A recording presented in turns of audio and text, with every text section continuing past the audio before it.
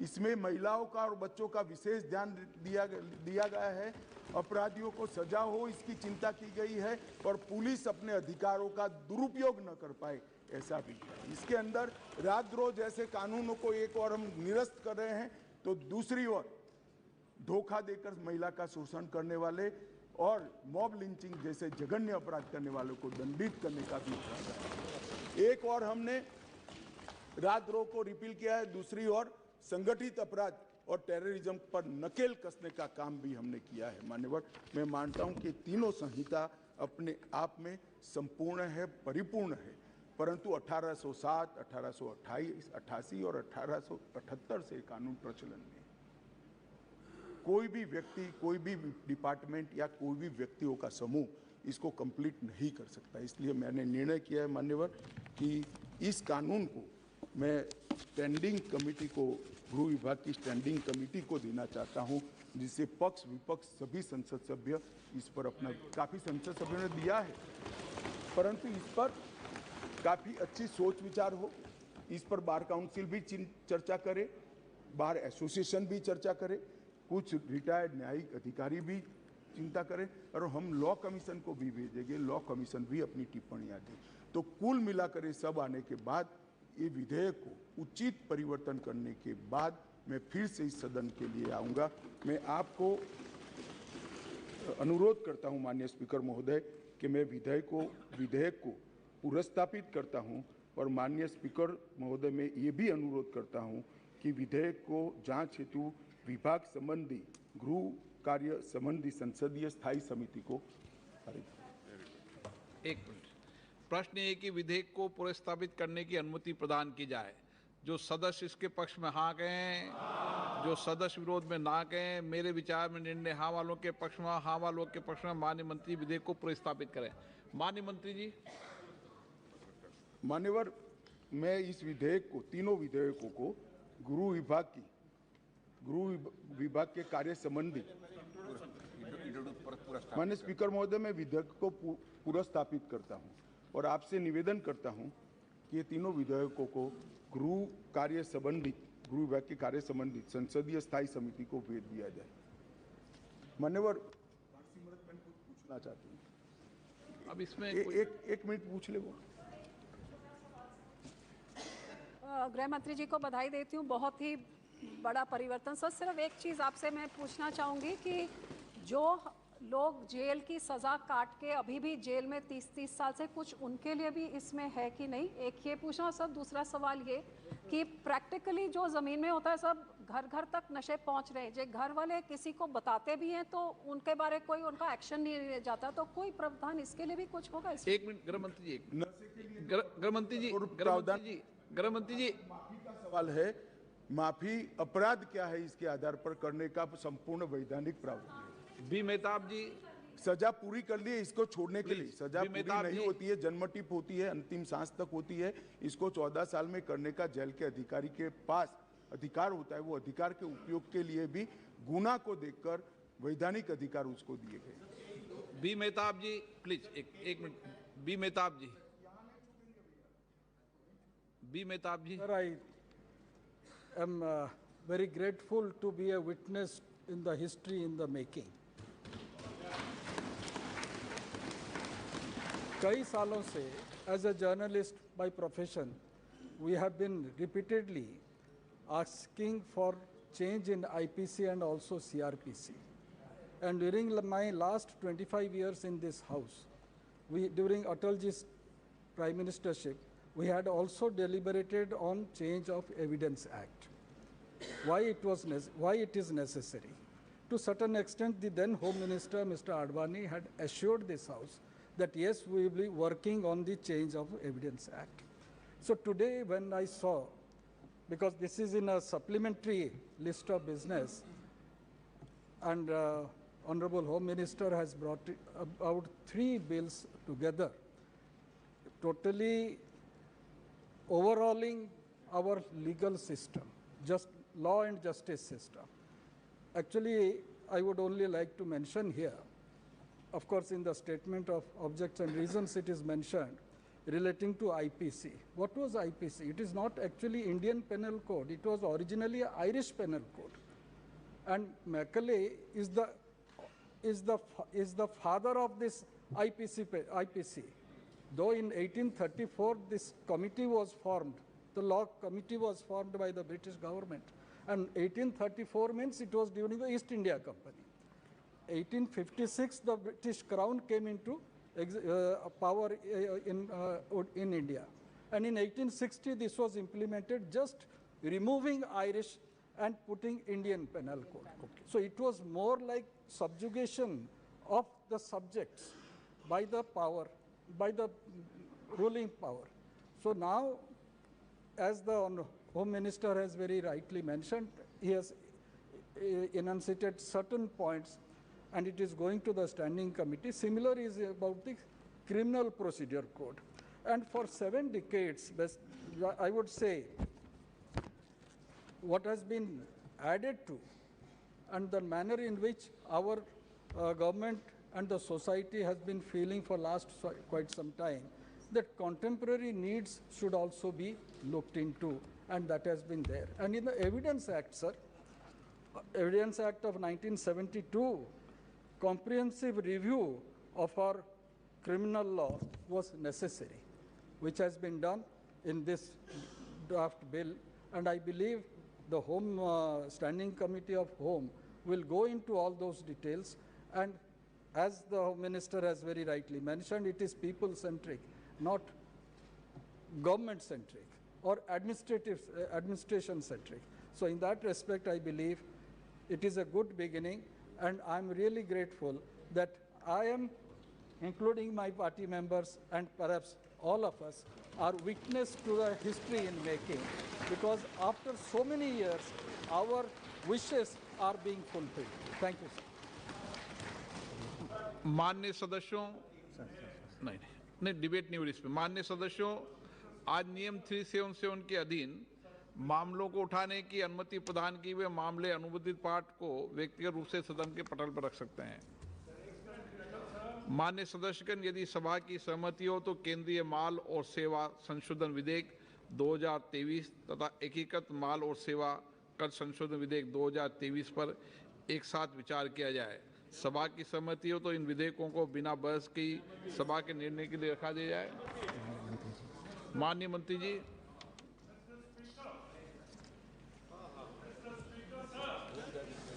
Sir, I rise to move that the bill to amend the Central Goods and Services Tax Act 2017 be taken into consideration. And also together with it, as you have mentioned, Honorable Speaker, I rise to move that the bill to amend the Integrated Goods and Services Tax Act 2017 be taken into consideration. प्रश्न है कि विधेयक पर विचार किया जाए। जो सदस्य इसके पक्ष में हाँ कहें, जो सदस्य विरोध में ना कहें। मेरे विचार में निर्णय हाँ वालों के पक्ष में, हाँ वालों के पक्ष में विधेयक पर विचार करने हेतु प्रस्ताव को स्वीकृत किया गया। अब सभा विधेयक पर खंडवार विचार करेगी। प्रश्न है कि खंड 2 से 5 विधेयक का अंग बने। जो सदस्य इसके पक्ष में हाँ कहें, जो सदस्य विरोध में ना कहें। मेरे विचार में निर्णय हाँ वालों के पक्ष में, हाँ वालों के खंड 2 से 5 विधेयक का अंग बना। प्रश्न है कि खंड 1 अधिनियम सूत्र विधेयक का पूरा नाम विधेयक का अंग बने। जो सदस्य इसके पक्ष में हाँ कहें, जो सदस्य विरोध में ना कहें। मेरे विचार में निर्णय हाँ वालों के पक्ष में, हाँ वालों के पक्ष में खंड 1 अधिनियम सूत्र विधेयक का पूरा नाम विधेयक का अंग बने। मंत्री जी अब प्रस्ताव करें कि विधेयक को पारित किया जाए। So I move. Oh, there's an amendment. Okay, it will be passed. All right. I move that the bill be passed. प्रश्न है कि विधेयक को पारित किया जाए। जो सदस्य इसके पक्ष में हाँ कहें, जो सदस्य विरोध में ना कहें। मेरे विचार में निर्णय हाँ वालों के पक्ष में, हाँ वालों के पक्ष में प्रस्ताव स्वीकृत हो और विधेयक पारित हुआ। दोनों बिल करते हैं, दूसरा बिल करना है करते। हाँ, दूसरा। Sir, I move that the bill be passed. No, sorry. I rise to move that the bill to amend the Integrated Goods and Services Tax Act 2017 be taken into consideration. प्रश्न है कि विधेयक पर विचार किया जाए। जो सदस्य इसके पक्ष में हाँ कहें, जो सदस्य विरोध में ना कहें। मेरे विचार में निर्णय हाँ वालों के पक्ष में, हाँ वालों के पक्ष में विधेयक पर विचार करने हेतु प्रस्ताव को स्वीकृत किया। अब सभा विधेयक पर खंडवार विचार करेगी। प्रश्न है कि खंड 2 से 5 विधेयक का अंग बने, जो सदस्य के पक्ष में हाँ कहें, जो सदस्य विरोध में ना कहें। मेरे विचार में निर्णय हाँ वालों के पक्ष में, हाँ वालों के पक्ष में खंड 2 से 5 विधेयक का अंग बने।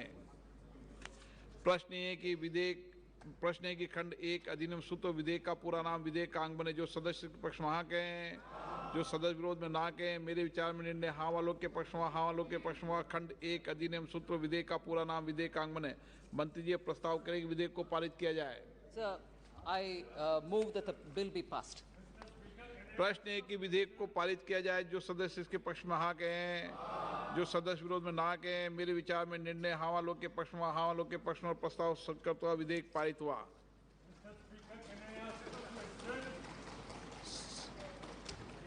सभा की कार्रवाई 1:30 तक के लिए स्थगित की जाती है।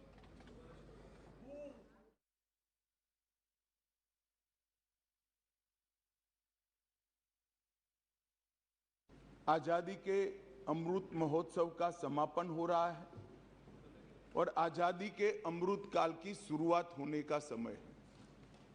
15 अगस्त से आजादी का अमृत महोत्सव समाप्त होगा और 16 अगस्त से आजादी की 75 साल से 100 साल की यात्रा की शुरुआत होगी, जो निश्चित रूप से महान भारत की रचना करेगी।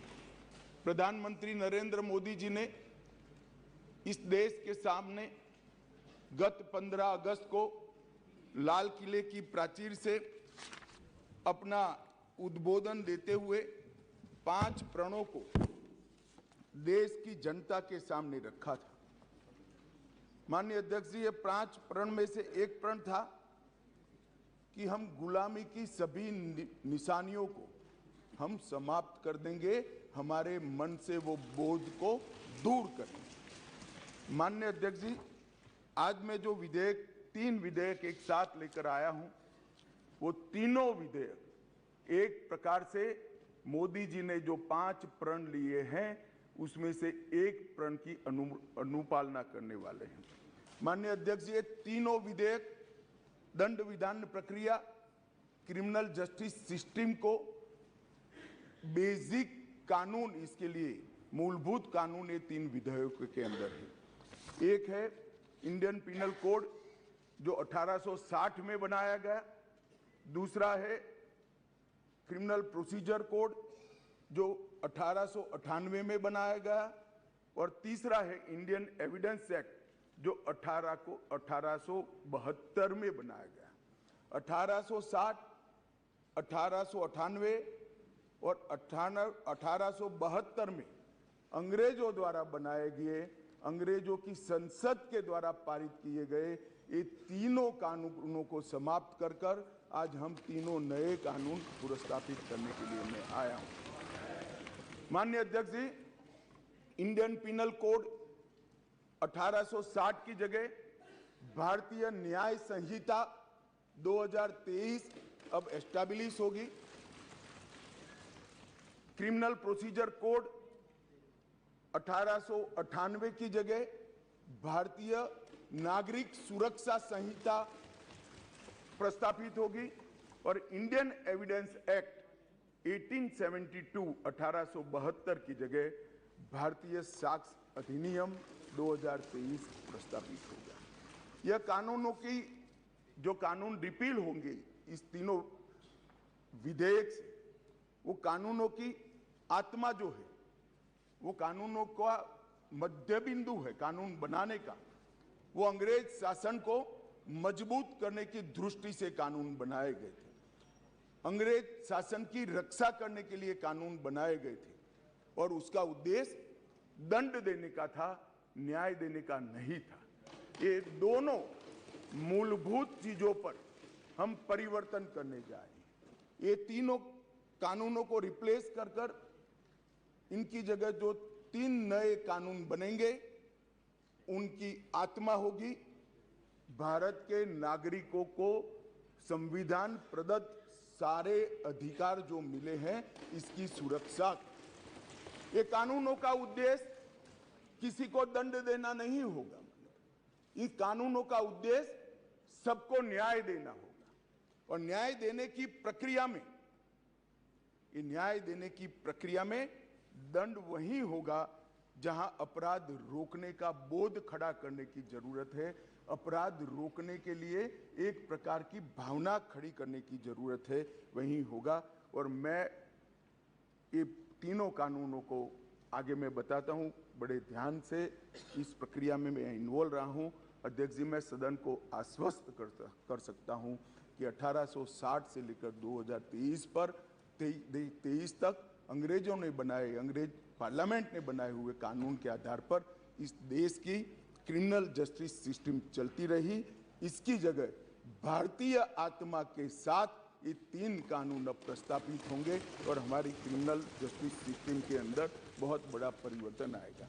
माननीय अध्यक्ष जी, मैं ये बिल स्टैंडिंग कमेटी को भेजने वाला हूं, इसलिए बहुत लंबा नहीं बोलूंगा, परंतु इतना जरूर कहना चाहता हूं कि जिन्होंने भी ये कानूनों को पढ़ा होगा, इसकी प्रायोरिटी क्या थी?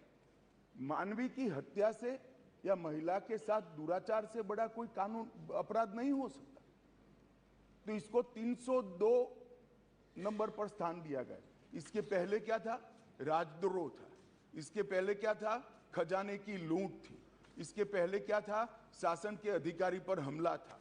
ये जो अप्रोच है, ये अप्रोच को हम बदल रहे हैं। सबसे पहला चैप्टर इसमें आएगा महिलाओं और बालकों के साथ अपराध। दूसरा चैप्टर आएगा मानव वध और मानव शरीर के साथ जो अपराध होते हैं उसका आएगा। तो हमने शासन की जगह नागरिक को केंद्र में लाने का एक बहुत बड़ा सैद्धांतिक निर्णय कर हम ये कानून लेकर आए हैं। मान्यवर, इस कानून को बनाने के लिए बहुत लंबी प्रक्रिया हमने की है। मोदी जी ने 2019 में ही हम सबका मार्गदर्शन किया था कि अंग्रेजों ने बनाए हुए जितने भी कानून जिस विभाग में है, सभी कानून पर पर्याप्त चर्चा विचारणा और सोच विचार कर इसको आज के समय के अनुरूप